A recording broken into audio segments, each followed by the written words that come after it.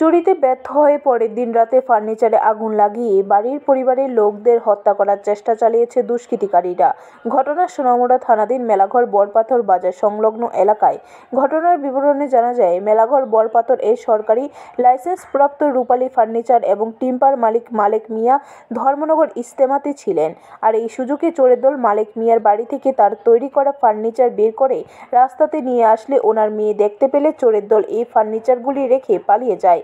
কিন্তু গতকাল রাতে মালেক মিয়া এবং তার পরিবার সবাই যখন ঘুমে আচ্ছন্ন ছিলেন, তখন রাত প্রায় 2টা-2:30টার দিকে দুষ্কৃতিকারীরা একটি পাইপের ভিতর কাগজের টুকরো ঢুকিয়ে কেরোসিন ঢেলে ফার্নিচারের কাঠের উপর আগুন লাগিয়ে দেয়। আগুনের লেলিহান শিখা যখন দাউ দাউ করে জ্বলতে থাকে, তখন ওই সময়ে মালেক মিয়ার স্ত্রী প্রাকৃতিক কাজ করতে বের হওয়ার জন্য দরজা খুলে দেখেন ফার্নিচার আসবাবপত্রগুলোর উপর আগুন ধাওয়া করছে।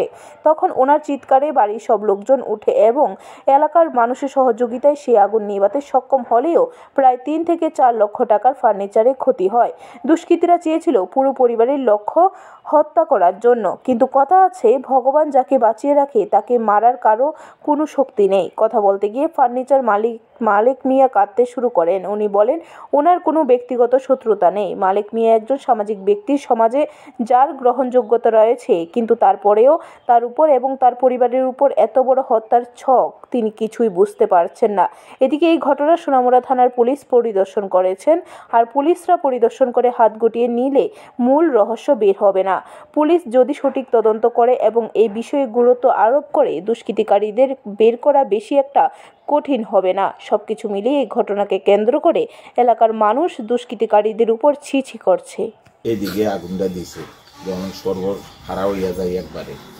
এখন আল্লাহ কইতে পারে, আল্লাহ তারা হেদায়েত করো। ক্ষয়ক্ষতি হইতো